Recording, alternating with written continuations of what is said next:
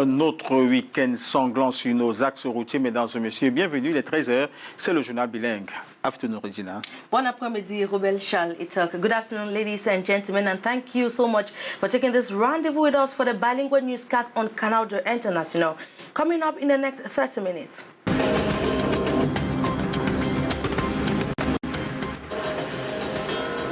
Despite calls from local administrative authorities, business persons at the Kumba main market and elsewhere have failed to open their shops this Monday. The streets have remained deserted as a separatist imposed lockdown goes effective plus. Interdiction des cours de vacances dans les collèges privés et lycées. Nalova Lyonga, ministre des enseignements secondaires, somme les promoteurs des établissements et proviseurs. Une mesure qui vise à lutter contre la propagation du coronavirus parmi les élèves et enseignants. Dans cette édition bilingue, la réaction mitigée des parents d'élèves. And Journalism Association have condemned another arrest of a Bamenda-based journalist. Thomas Mukum, working for Defcam Radio in Bamenda, was arrested and molested over the weekend by elements of the National Gendarmerie. The journalist, who was later released after an outcry, is now receiving treatment in a hospital in Bamenda. And those were our major stories this Monday. Details coming up.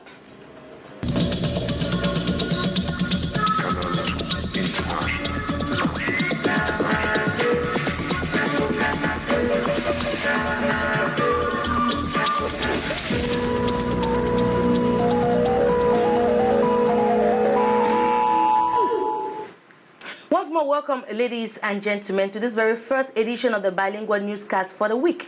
We take you to the Meme division of the Southwest region of the country, where business persons at the Kumba main market and elsewhere have snubbed calls from local administrative authorities to open their shops on Ghost Town Monday.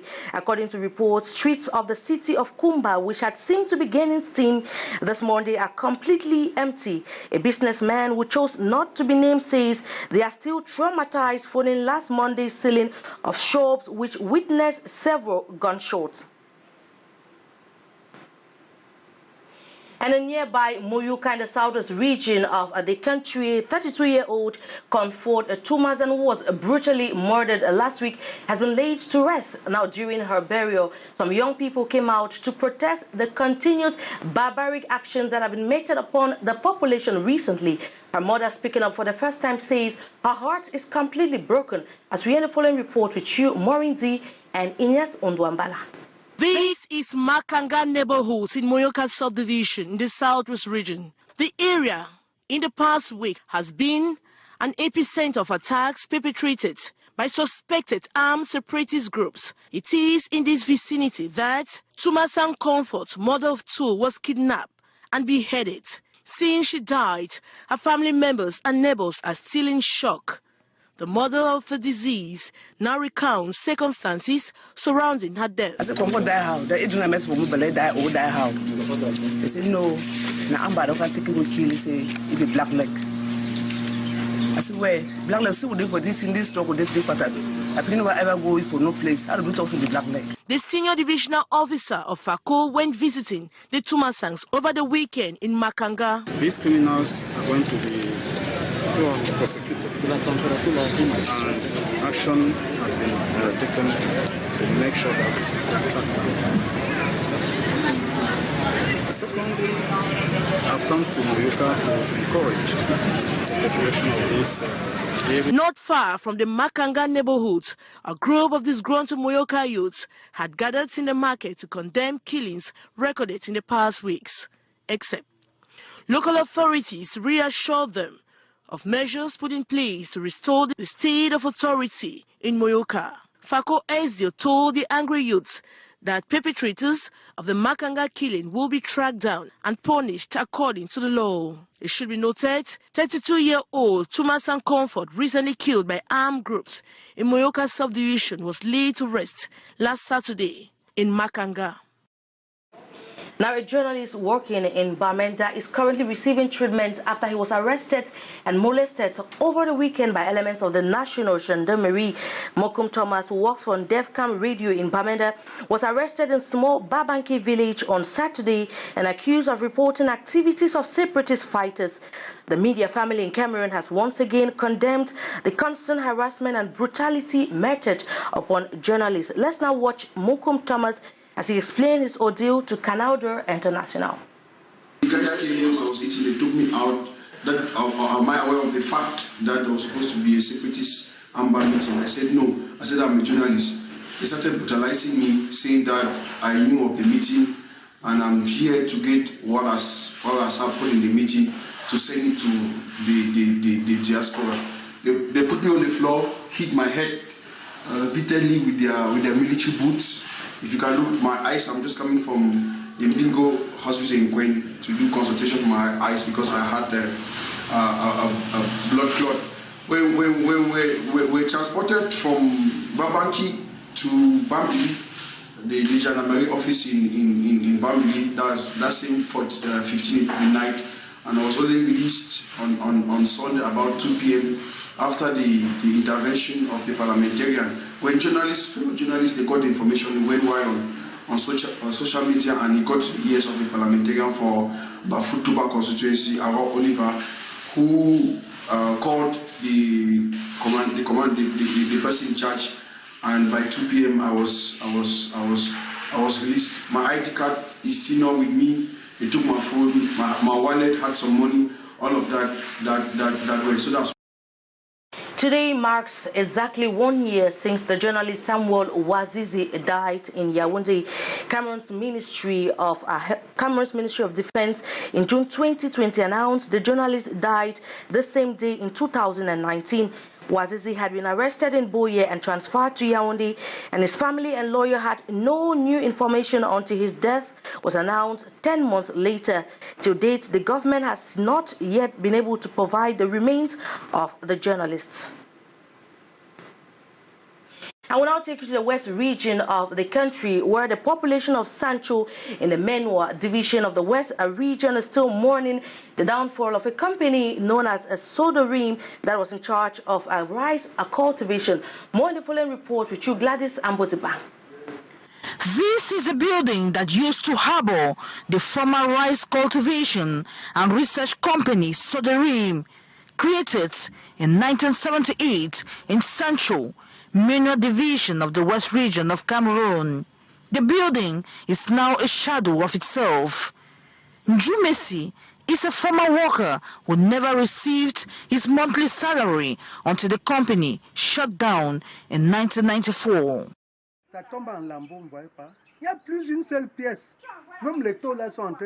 It is falling apart, aren't you seeing? The roof is wearing out and some of the sheets are down. I saw the downfall of Sodorim. It was privatized by the state and liquidated later. It was finally shut down in 1994.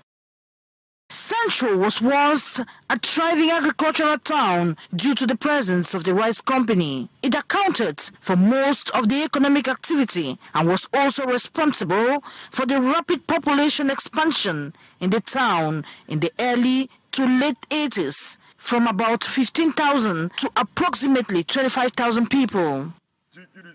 It is a company that was of great help. It reduced unemployment in those days. I was a primary school pupil then. We used to leave the village on Saturday mornings to go work in the company.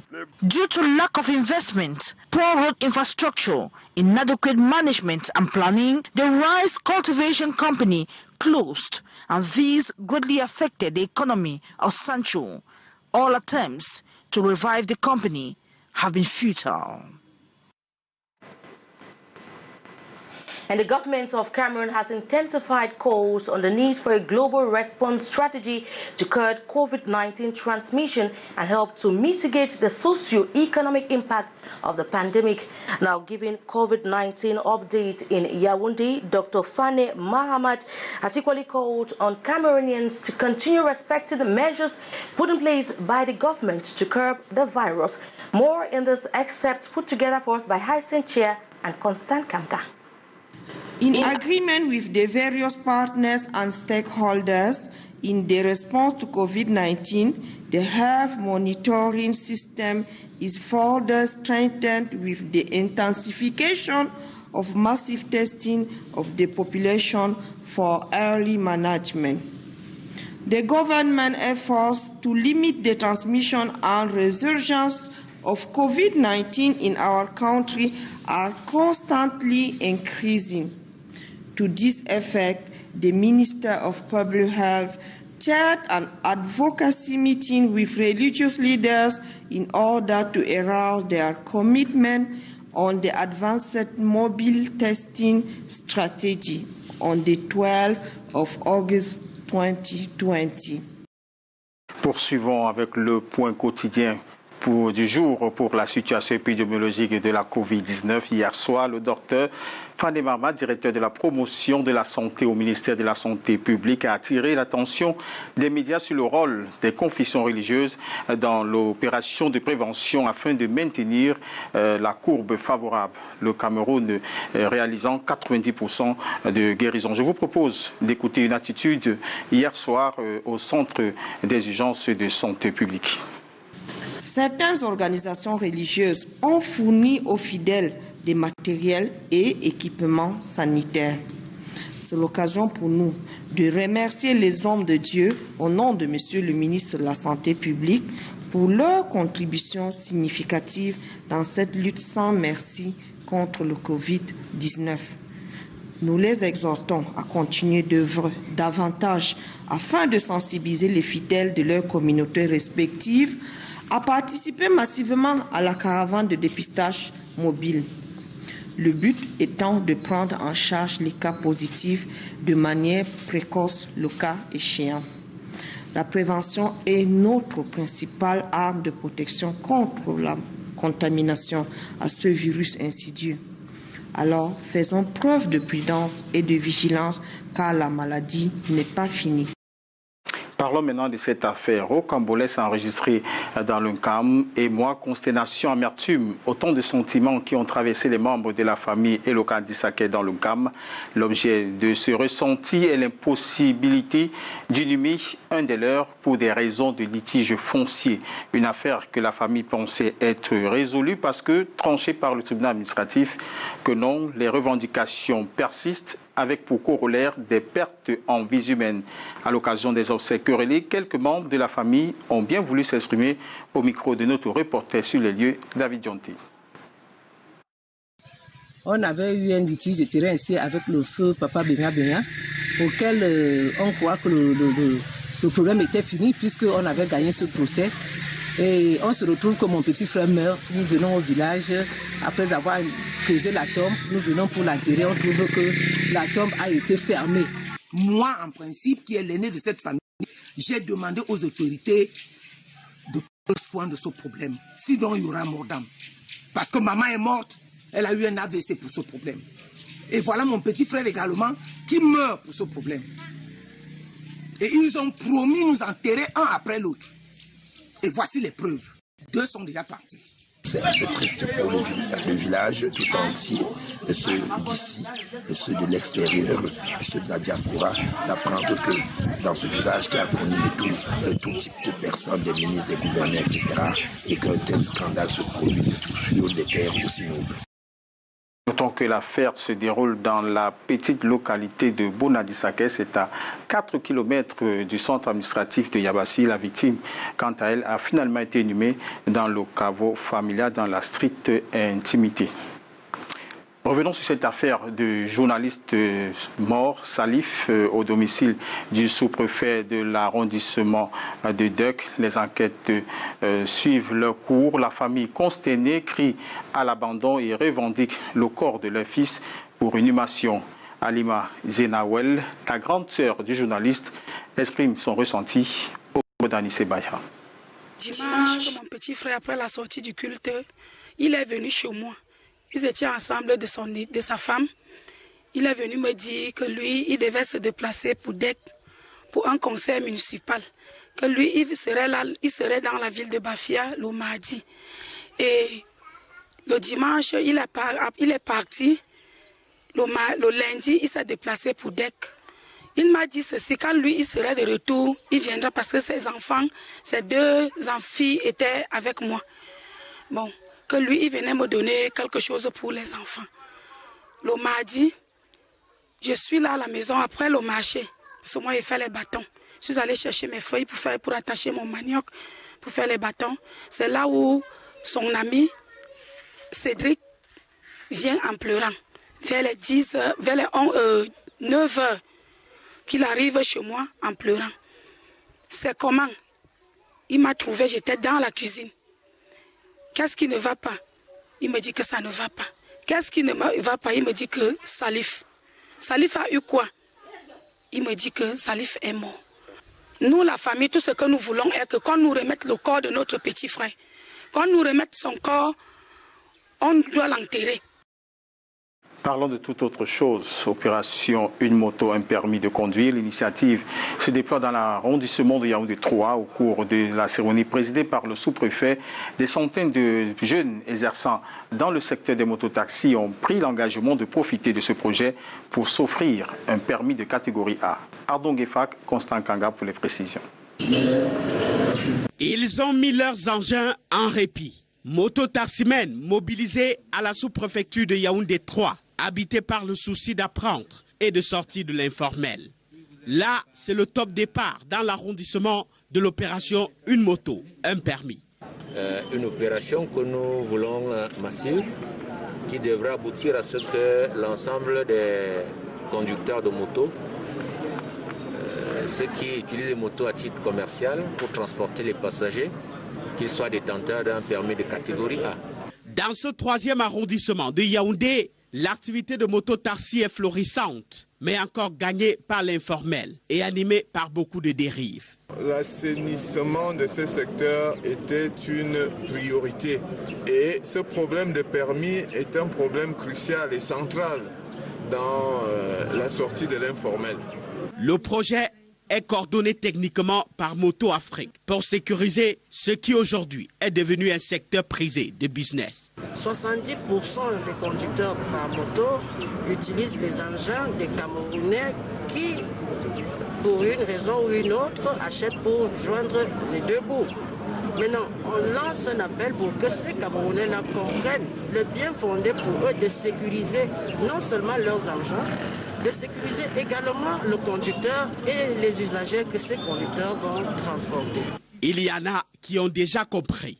Partis de Yaoundé 3 pour se greffer à la même opération ailleurs, ils reçoivent le sésame ici. Nous sommes dans une émotion de joie et d'une très grande satisfaction parce que, une fois de plus, ça fait de nous des professionnels dans notre secteur d'activité. Objectif, une moto, un permis dans l'arrondissement de Yaoundé 3 à atteindre dans les prochains mois. En éducation, ceux qui veulent aussi passer à tout prix les examens, ce sont les élèves de la classe de terminale. Près de 1000 Camerounais ont débuté l'examen du baccalauréat tchadien ce lundi à N'Djamena. Ces derniers sont arrivés à masse à la frontière située à Kousséri depuis vendredi pour passer le contrôle. Un exercice très minutieux compte tenu du contexte sanitaire imposé par la Covid-19. Une autorisation spéciale leur a été accordée malgré la fermeture des frontières. Un retour sur cet exode massif des élèves camerounais pour le Tchad, c'est un reportage signé Marc Chouamou. Embouteillage aux portes de la frontière Cameroun-Tchad à Kousséri, dans l'extrême nord. Détrompez-vous, ce ne sont pas des immigrés, mais bel et bien des élèves camerounais en route pour le bac tchadien. Ils sont près de 1000 jeunes Camerounais venant de tous les coins du pays à rêver d'obtenir le précieux sésame. Pour aller composer le baccalauréat D, je me trouve vraiment stressée parce que nous devons passer beaucoup de contrôles afin de rester de l'autre côté. Je suis Yaoundé. Oui, je suis venu pour le bac Tchad. Bon, je suis arrivé ici là à Kousséri avant-hier. Depuis vendredi dernier, ils n'en finissent plus d'arriver à Kousséri. Les autorités camerounaises, avec à leur tête Oumar Charé, premier conseiller de l'ambassade du Cameroun au Tchad, et les autorités compétentes tchadiennes procèdent à leur enregistrement dans un contexte assez difficile. Nous sommes ici tous pour aller composer maintenant le bac Tchad. Mais les procédures sont vraiment très fortes. Malgré les frontières fermées depuis l'apparition du coronavirus, le gouvernement du pays du maréchal Idriss Déby Itno a accordé une autorisation spéciale pour les élèves camerounais enrôlés pour le baccalauréat tchadien depuis le mois de mars. Ces derniers sont soumis à la prise de température à la frontière et au test Covid-19. Réputé plus valorisant en Europe que le bac camerounais, le bac tchadien démarre ce lundi 17 août 2020 avec près de 1000 élèves camerounais à la grille de départ. Toujours en éducation, lutte contre la Covid-19, le ministre des Enseignements secondaires, Pauline Nalovalionga, interdit formellement les cours de vacances dans les établissements scolaires publics et privés. Une mesure qui vient non seulement lutter contre la propagation de la pandémie en milieu scolaire, mais aussi permet un véritable break parmi les enseignants. Face à cette décision, nous avons rencontré quelques parents qui expriment leur ressenti au micro de Thierry Nana. D'un côté, c'est bien parce qu'il faut occuper les enfants pendant les vacances et il faut toujours remettre la mémoire à niveau. On apprend tous les jours. Ce n'est pas seulement pendant qu'il y a l'école qu'ils doivent fréquenter. Mais d'un autre côté, ce n'est pas bon parce qu'ils ont fait tout un temps de pause sans fréquenter. Et ce moment-là, d'autres, les parents les ont obligés à fréquenter, se disant que l'école devait recommencer très tôt. Donc maintenant, pour eux, c'est le moment de se reposer, de se divertir. C'est une décision un peu très délicate parce que les enfants aussi ont besoin de se reposer. En même temps, il faut qu'ils se remettent à jour pour pouvoir attaquer la prochaine année. Donc je pense qu'il faut prendre 50% de tous les côtés pour que ça fasse 100%. Pour notre avis, c'est que la décision a été une très bonne décision vis-à-vis au coronavirus qu'on a dehors, l'épidémie, de peur que ça puisse contaminer nos enfants de plusieurs maladies. Bon, moi je trouve la décision là comme une très bonne décision. Et il faudrait qu'on prenne ça à la rigueur et que tous les enfants doivent d'abord être à la maison jusqu'à la rentrée scolaire. C'est après la rentrée scolaire qu'on peut voir si autre chose peut se passer. Parce que pour le moment, on parle du coronavirus, on ne doit pas prendre une autre décision qui est hors pour la ministre. Et moi, je trouve ça comme une très belle décision. Je trouve que ce n'est pas très juste. Parce que les élèves ont besoin de ces cours pour mieux se former et mieux débuter l'année scolaire. Comme vous le savez, nous avons eu un long confinement. Donc les élèves qui ont duré avant d'aller à l'école devraient avoir ces cours de vacances pour pouvoir assimiler de nouveaux, pour pouvoir assimiler de nouveaux cours, des trucs quoi, pour pouvoir bien commencer l'année scolaire. Et comme on dit, quand on laisse un élève en vacances comme ça, il ne prend pas la peine d'étudier et tout, donc il perd certaines notions. Donc je trouve qu'elle doit revoir cette décision. Information des dernières heures dans le nord-ouest, des patrouilles de forces de maintien de l'ordre dans la rue de Bamenda, surtout dans l'arrondissement de Bamenda 2. Depuis ce matin, l'action vient au lendemain des coups de feu enregistrés la nuit dernière ayant duré presque 1 heure. Ce matin, des tirs ont repris accompagnés des explosions. Les quartiers concernés sont Aziri, Tarikon et bien d'autres. Pour le moment, on n'enregistre pas de morts, encore moins de blessés. Nous y reviendrons dans notre grand format du 19h50. La suite, c'est avec vous, Regina. Thank you very much, Rebel Shell. A talk on our environmental page will take you to the southwest region of the country where a local non-governmental organization is advocating for a greener environment. Now, we're planting some trees in Boya. The NGO has called on young people to make it their responsibility to plant trees and contribute in the fight against climate change. More in the following report with you, Ines Ondoambala. As the effects of global warming become more and more apparent, youth in the southwest region have been called upon to participate in actions geared towards preserving the environment. The call was made in Boya by members of the Cameroon Youth Council in the region as they have engaged in tree planting exercise in towns and cities of the southwest region. The International Youth Day that we are celebrating today is an International Youth Day and it's a 21st edition. And so we thought it necessary that youth have to be into action in as much as global action is concerned. I'm the divisional president for Cameroon National Youth Council for the BLM division, as well the continental youth leader for Africa Patriotic Youth Council. Coming out with this tree planting exercise to celebrate the International Youth Day is a laudable initiative that we the 6th divisional presidents of Southwest region. The tree planting exercise is aimed at playing a vital role in reforestation. We mark the International Youth Day, which we've taken it as an initiative as young people, because young people contributing to global action and global development. So we are planting trees around the municipality of Boya, which actually signifies and goes along with the Sustainable Development Goal number 13, which is climate action. This move is coming at a time the Southwest region is facing enormous consequences as a result of deforestation. Primary forests in Kupe Manenguba division, Meme and some other parts of Manu division have disappeared due to human activities with negative impact on the biodiversity. And in a related story, some trees, eucalyptus trees to be precise, have been planted on a 12-hectare land at Melab Reserve in Fumban by Defense and Security Forces. Now the action falls in line with the social responsibility of the Ministry of Defense, as we end the following report with you, Linda Kenny and Alain Nzebo. Contribute to the protection and preservation of the ecosystem, the concern of these thousands of military sub-officers. This afforestation goes in line with the civilian military actions initiated by the Ministry of Defense. This is a reforestation action.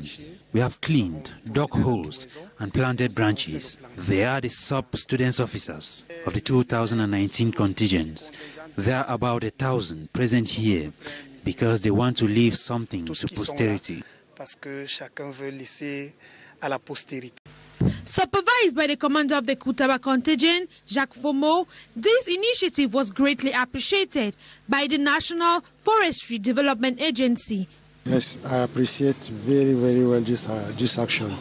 This means that military is not out of the civilian world.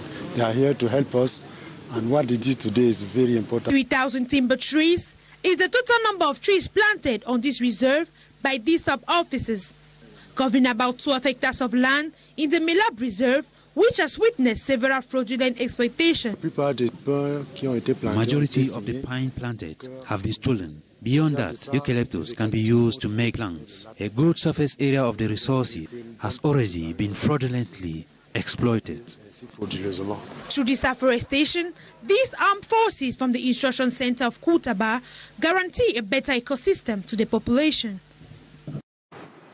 And information getting into our studios indicate that there has been a heavy military patrol in major streets in Bamenda, especially in Bamenda 2 area. Now the move follows more than one hour of gunshot last night. According to report just before press time, the gunshots have resumed, accompanied by some loud explosions.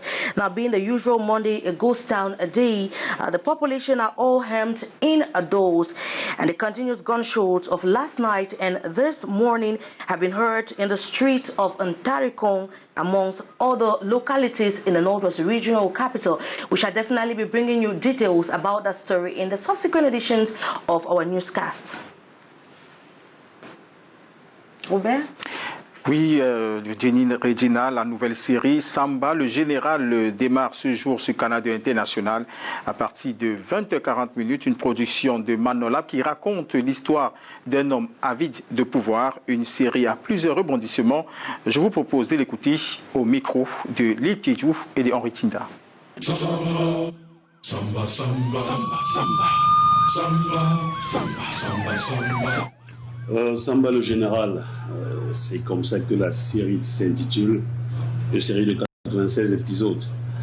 Alors j'ai choisi de revenir avec Samba le général cette fois-ci, et parce qu'il fallait venir avec quelque chose de nouveau, il fallait innover, il fallait faire la série autrement. Je suis aujourd'hui le général de division d'Ifo Samba, le plus puissant général du Katsonga, nommé par décret présidentiel. C'est l'histoire de quelqu'un, d'un pouvoiriste. Une fois quand il a ce pouvoir, il crée son monde, comme il dit, et il dicte ses lois et il veille à ce que ça s'applique à la règle. Donc il y a beaucoup d'autres histoires comme ça qui accompagnent l'histoire de Samba le général, et qui une fois nommé comme général, le chef d'état-major des forces extra du Katsonga, est prêt à terroriser tout le monde autour de lui. Il va jusqu'à dire à sa femme qu'il est devenu général et que la femme ne lui mérite plus. Et c'est quoi ce vêtement? Penses-tu que nous allons à un festival d'exhibition, Germaine? Madame, dis-moi, quelles sont tes intentions? Tu veux m'humilier, n'est-ce pas?